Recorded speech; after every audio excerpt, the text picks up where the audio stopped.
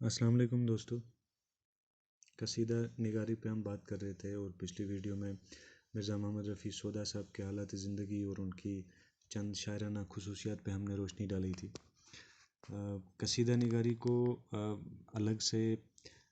سمجھانے کی اس لیے کوشش ہے کیونکہ ہم قصیدہ پڑھنے جا رہے ہیں، تو ان کی قصیدہ نگاری کے بارے میں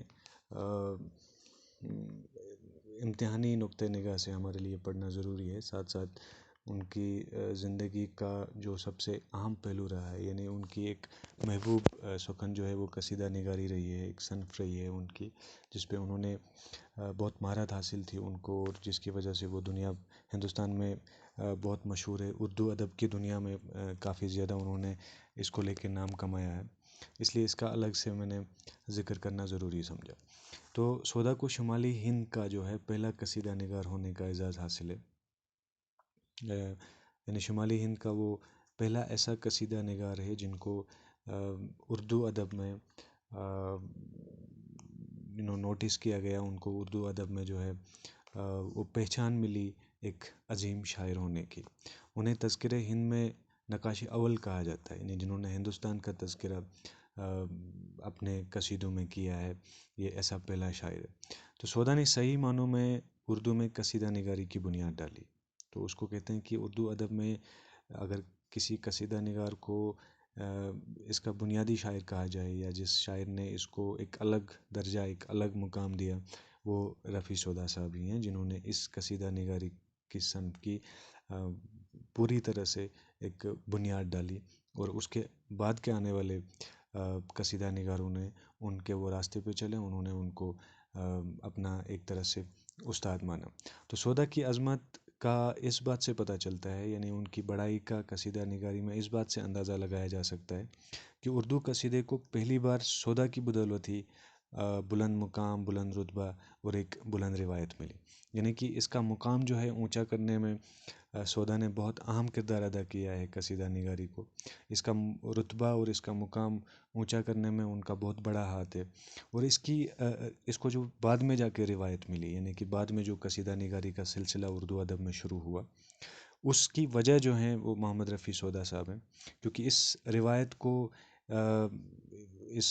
قصیدہ نگاری کو انہوں نے ایک طرح سے روح پھونکی، اس میں جان پھونکی، اور اس کو ایک بہت اردو ادب کی ایک مشہور صنف بنایا۔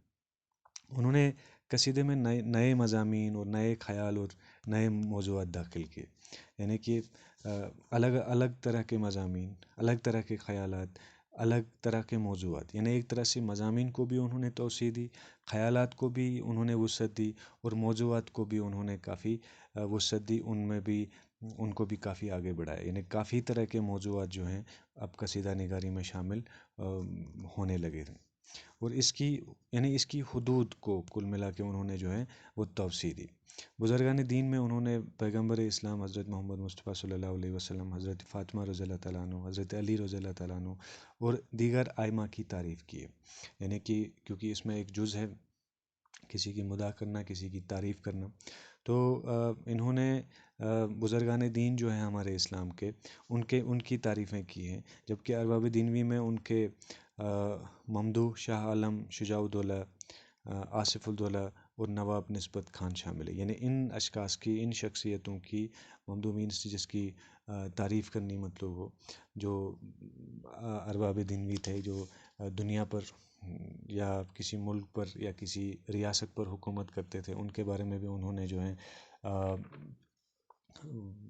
قصیدے لکھے ہیں، قصیدے پڑھے ہیں، تو ان میں یہ شخصیتیں جو ہیں یہ خاص طور پہ قابل ذکر ہیں۔ تو اپنے قصائد میں اور اردو میں فارسی اور ہندی کے الفاظ، محاورات اور تشبیہات کا نہایت خوبی سے استعمال کیا ہے، یعنی کہ اردو زبان کی شیرینی اور اس کی مٹھاس میں اضافے کے لیے انہوں نے اپنے جو قصیدے تھے یا اپنا جو اردو ادب تھا، انہوں نے اردو میں جو کچھ بھی لکھا، چاہے غزلیں کہی ہوں یا قصیدے لکھے ہوں، اس میں انہوں نے فارسی اور ہندی کے الفاظ کو بڑی مہارت کے ساتھ استعمال کیا ہے۔ یہ ان کے الفاظ اور ان کے محاورات اور ان کی تشبیہات کا اس طرح سے استعمال کیا ہے